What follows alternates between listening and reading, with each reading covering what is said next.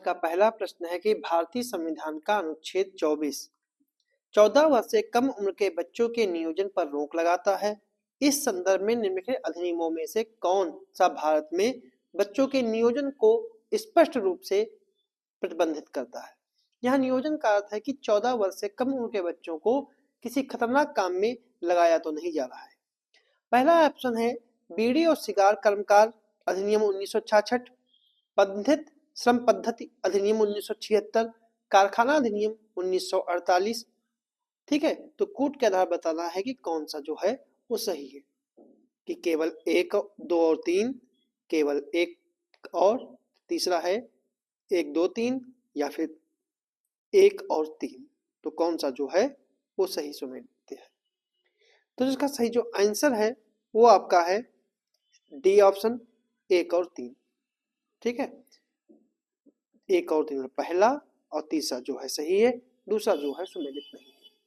क्योंकि भारतीय संविधान का जो है वो अनुच्छेद 24 जो है वो किसी भी उम्र के बच्चे को 14 वर्ष से कम उम्र के बच्चे को किसी भी कारखाने, खदान या अन्य खतरनाक गतिविधियों जैसे निर्माण कार्य या रेलवे में कार्य करने पर रोक लगाता है, लेकिन किसी भी हानि रहित या सरल काम करने में उनके नियोजन पर कोई रोक नहीं लगाई गई है।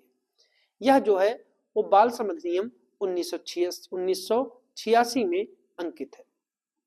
ठीक है, इसके साथ ही कई और अधिनियम बनाए गए हैं, जैसे कि बालक नियोजन अधिनियम 1938, कारखाना अधिनियम 1948, खान अधिनियम 1952, वाणिज्य पोत अधिनियम 1958, बागान श्रम अधिनियम 1951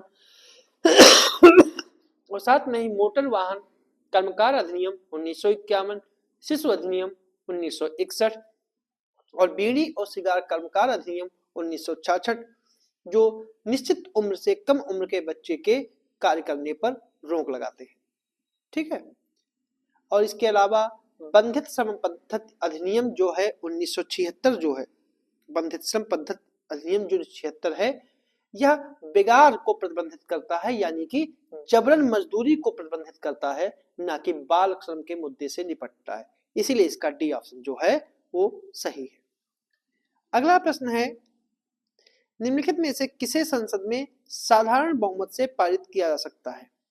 धन विधेयक को, राष्ट्रपति शासन की घोषणा को, भारत के महालेखा निरीक्षक परीक्षक के पद से हटाने के प्रस्ताव को। तो कौन सा कथन जो है सही है, केवल 1, 1 और 3, 1 और 2 या फिर 1, 2, 3। तो जो इसका सही जो आंसर है वो आपका है, इसका सही जो आंसर है वो आपका है सी ऑप्शन, 1 और 2, मतलब पहला और दूसरा। तीसरा जो है वो साधारण बहुमत से पारित नहीं होता है। अगर हम साधारण बहुमत की बात करें कि सदन में उपस्थित और मतदान करने वाले सदस्यों के 50% से अधिक के बहुमत को साधारण बहुमत कहा जाता है। यह कार्यात्मक और कार्यकारी बहुमत के रूप में भी जानते हैं।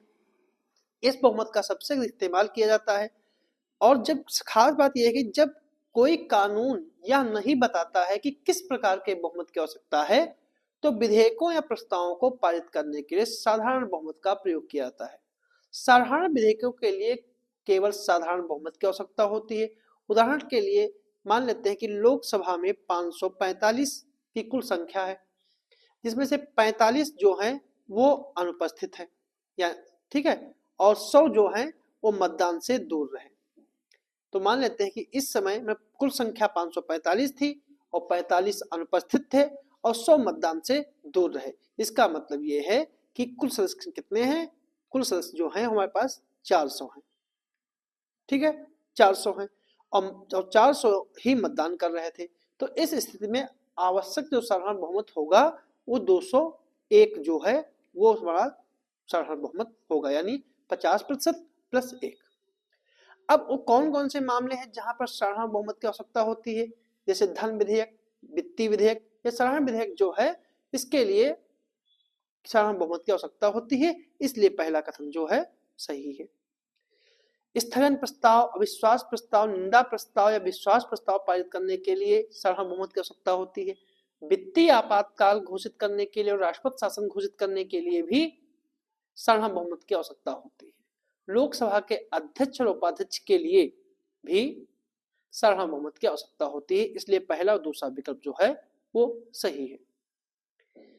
महालेखा और नियंत्रक परीक्षक जो है उसको हटाने के लिए, या फिर कहें सीएजी और chief election commission of India ने, ठीक है, मुख्य चुनाव आयुक्त को हटाने के लिए भी उसके लिए अनुच्छेद 368 के अनुसार विशेष बहुमत की आवश्यकता होती है। विशेष बहुमत जो है वो 50 कुल मतलब कि सदन की कुल संख्या के 50% से अधिक और उपस्थित और मतदान करने वाले सदस्यों के 2/3 बहुमत को संदर्भित करता है। ठीक है, इसलिए इसका सी ऑप्शन जो है सही है। अगला प्रश्न है, भारतीय संविधान के संदर्भ में निम्नलिखित मूल कर्तव्यों के संदर्भ में विचार करिए। ठीक है, विचार करिए। पहला है कि इन्हें 42वें संवैधानिक संशोधन अधिनियम 1978 के द्वारा संविधान के भाग 4 में शामिल किया गया है। और 11वें मूल कर्तव्य को मनमोहन सिंह के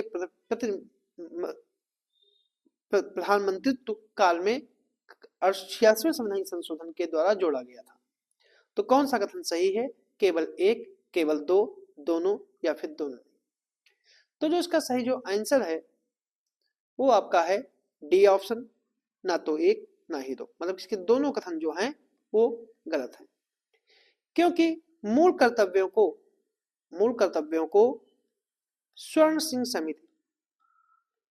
सिंह समिति की सिफारिश पर 42वें संवैधानिक संशोधन अधिनियम 1976 के द्वारा, ठीक है, संविधान के भाग 4 का में जोड़ा गया था। 4 का है और अनुच्छेद जो इसका है वो 51A है, इसलिए पहला कथन जो है वो गलत है। और अनुच्छेद 51A जो है वो 11 मूल कर्तव्यों को का वर्णन करता है। इसमें से 10 मूल कर्तव्यों को 42वें संवैधानिक संशोधन के द्वारा जोड़ा गया था और 11वां जो मूल कर्तव्य है वो 86वें संवैधानिक संशोधन 2002 में अटल बिहारी वाजपेयी जब उसमें प्रधानमंत्री थे तब जोड़ा गया था, इसलिए दूसरा कथन जो है वो गलत है। ठीक है, तो इसके लिए डी ऑप्शन मतलब दोनों कथन इसके जो हैं गलत है। अगला प्रश्न है, भारतीय संविधान को मूल अधिकारों और निदेशक तत्वों के बीच संतुलन की आधारशिला स्थापित है और किसी एक को दूसरे के अत्यंतिक सर्वोच्चता देना संविधान के सामंजस्य को अव्यवस्थित करना है। तो निम्नलिखित वादों में से किसमें उच्चतम न्यायालय ने यह अपना मत दिया था? चमकम द्वैराजन वाद 1951, गोलकनाथ वाद 1967, केशवन भारती वाद 1973 और मिनर्वा मिल्स वाद 1980। तो कौन सा सही है? तो इसका सही जो आंसर है वो आपका है डी ऑप्शन, मिनर्वा मिल्स वाद 1980। मिनर्वा मिल्स वाद में सर्वोच्च न्यायालय ने कहा था कि मूल अधिकार अपने आप में एक साध्य है, बल्कि साध्य के साधन है और साध्य निर्देशक सिद्धांतों में दिए गए हैं। इसी वाद में आगे यह कहा कि मूल अधिकार और निर्देशक सिद्धांत दोनों एक साथ मिलकर सामाजिक क्रांति के प्रति प्रतिबद्धता के सार का गठन करते हैं और एक मिलकर संविधान की अंतरात्मा है।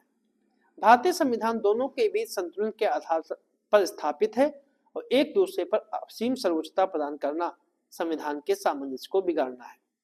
मूल अधिकारों और निर्देशक सिद्धांतों के बीच सामंजस्य और संतुलन संविधान के मूलभूत ढांचे की एक अनिवार्य विशेषता है, इसलिए डी ऑप्शन जो है वो सही है। जबकि चंपकम द्वैराजन वाद 1951 में मद्रास राज्य चंपकम द्वैराजन जो वाद था ये भी एक ऐतिहासिक निर्णय है। इसी निर्णय के कारण भारत में संविधान का पहला संशोधन हुआ और भारत के गणराज्य में आरक्षण के संबंध में पहला बड़ा निर्णय था। अगला प्रश्न है भारत के उच्चतम न्यायालय के संदर्भ में निम्नलिखित कथनों पर विचार करें कि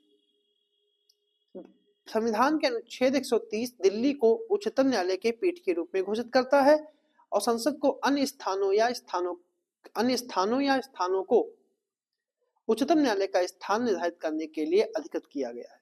तो कौन सा कथन सही है? केवल एक, केवल दो, दोनों या फिर दोनों नहीं? तो जो इसका सही जो आंसर है वो आपका है ए ऑप्शन, केवल एक। पहला कथन सही है, दूसरा कथन जो है वो गलत है। क्योंकि संविधान का भाग 5 जो है अनुच्छेद 124 से लेकर 147 तक उच्चतम न्यायालय के गठन, स्वतंत्रता, क्षेत्राधिकार, शक्तियां और प्रक्रिया आदि दी गई है। संविधान का अनुच्छेद 123 की 30 के तहत उच्चतम न्यायालय का स्थान दिल्ली घोषित करता है, इसलिए पहला कथन जो है वो सही है। यह भारत के मुख्य न्यायाधीश को उच्चतम न्यायालय के स्थान के रूप में अन्य स्थानीय स्थानों को निर्धारित करने के लिए अधिकृत करता है। इस संबंध में राष्ट्रपति के अनुमोदन के बाद ही सर्वोच्च न्यायालय का मुख्य न्यायाधीश निर्णय ले सकता है, इसलिए दूसरा कथन जो है वो सही नहीं है। यह प्रावधान केवल वैकल्पिक है, अनिवार्य नहीं है। इसका अर्थ यह है कि कोई भी न्यायालय न तो राष्ट्रपति और न ही मुख्य न्यायाधीश को यह निर्देश दे सकता है कि उच्चतम न्यायालय की पीठ कहीं और भी स्थापित की जाए, इसलिए इसका ए ऑप्शन सही है। तो ये थे हमारे आज के कुछ प्रश्न।